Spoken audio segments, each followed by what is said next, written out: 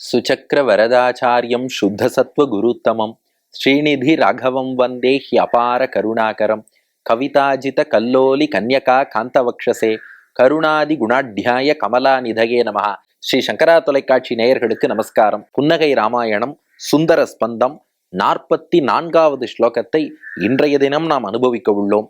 இப்போ ராமன் சீதையிட்ட சொன்னானா, என்ன சீதா திடீர்னு அப்படியே ஹனுமான் அசோகவனத்தை துவம்சம் பண்ணா, உன் முன்னாடி பணிஞ்சான்னு சொல்லிட்டு அப்படியே அவன் தான் தென்றல் காற்று, தென்றல் வந்தால் மல்லிகை மலரும், சந்திரோதயமாகும், அப்படியே என் முகத்தில் பற்கள் மல்லிகையாக மலர்ந்தன, சந்திரோதயம் போல் புன்னகை பூத்தேன், அதனால அந்த சந்திரனை பார்த்து உன் இன்பக்கடல் ஆனந்த கடல் பொங்கியது எல்லாம் சொல்லிட்ட.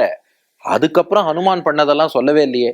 இலங்கையில பல சாகசங்கள் பண்ணியிருப்பானே, அவன் போனா சும்மா வரமாட்டானே, ஏதாவது பண்ணியிருப்பானே, அதெல்லாம் சொல்லலையான்னு கேட்டானா ராமன். சீதை சொன்னாலாம், அது இல்ல சுவாமி, ஹனுமான் உங்ககிட்ட திரும்பி வராங்கிற செய்தியை சொல்லணுங்கிற அவசரத்துல நடுவுல அதெல்லாம் கொஞ்சம் பைபாஸ் பண்ணி போயிட்டேன்னு நான் சீதை. இல்ல எனக்கு மொத்தமா சொல்லு, ஹனுமானுடைய பெருமைகளை காதார கேட்டு மனமாற மகிழ விரும்புகிறேன், அதனால மேற்கொண்டு சொல்லுன்னு நான் ராமன். அப்போ சீதை சொன்னா, ஹனுமான் சீதையிடம் சூடாமணி பெற்றுக்கொண்டது வரை நடந்ததெல்லாம் சீதையே நேர்ல பார்த்துட்டா. ஆனா அதுக்கப்புறம் ராவணனுடைய சேனைகளோடு ஹனுமான் மோதுகிறார், ராவணனை போய் சந்திக்கிறார், அவனுக்கு அறிவுரை சொல்கிறார், மேற்கொண்டு அங்கேயே இலங்கைக்கு தீயெல்லாம் வைக்கிறார். இதெல்லாம் சீதை நேரா பார்க்கல.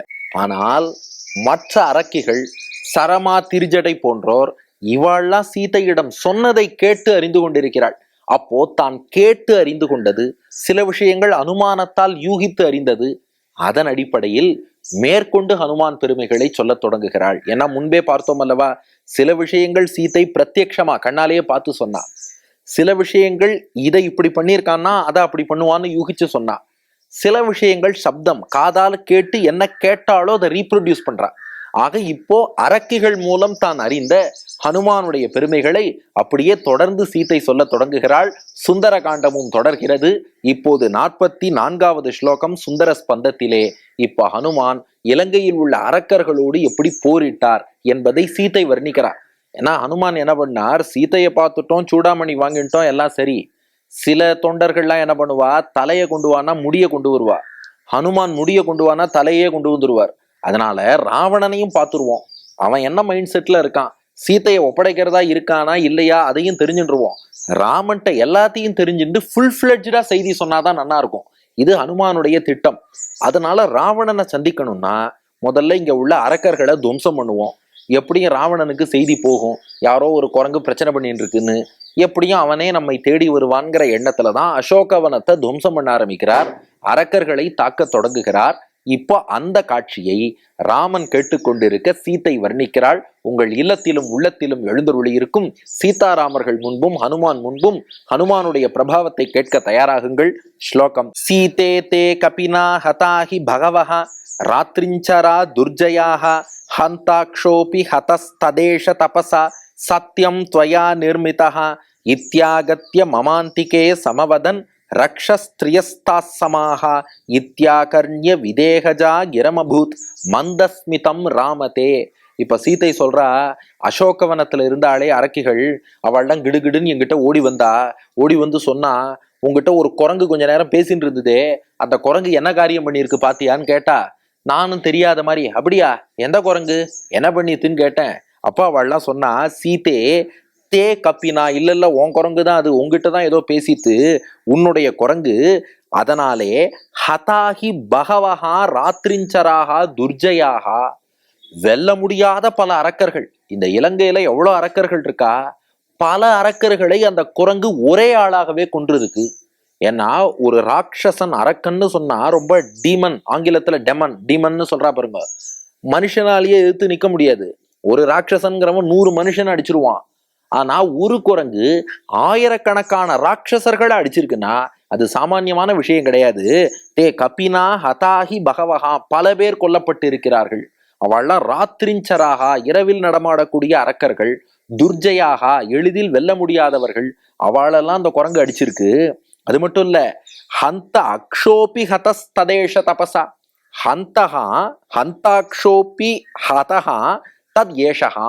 அக்ஷகுமாரன் என்று ராவணனுக்கு ஒரு மகன், அந்த அக்ஷன் என்பவன் கூட ஹந்த அக்ஷோபி ஹதஹா, ஹந்தனா வியப்பு, ஐயோ அக்ஷோபி அக்ஷன் கூட, ராவணனுடைய மகனாகிய அக்ஷகுமாரன் கூட ஹதஹா இந்த குரங்காலே கொல்லப்பட்டு இருக்கிறான். அப்போ ராவணன் மகன் அக்ஷகுமாரனையே ஒரு குரங்கு கொண்டு இருக்குன்னா தத் ஏஷ தபசா சத்தியம் துவயா நிர்மிதா.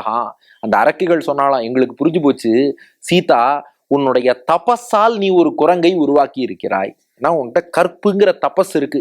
கம்பர் பாடுறாரு இல்லையா, ஈர்ப்பிறப் என்பதொன்றும் இரும்பொறை என்பதொன்றும் கற்பெனும் பெயரதொன்றும் களிநடம் புரிய கண்டேன். பேணநோற்றது மனை பிறவி பெண்மை போல் நாணநோற்றுயர்ந்தது நங்கை தோன்றலால் மாணநோற்று ஈண்டிவள் இருந்தவாறெல்லாம் காண நோற்றிலன் அவன் கமல கண்களால். அப்படி ஒரு கற்புங்கிற தபஸ சீத்தை அனுஷ்டிச்சிருக்கா.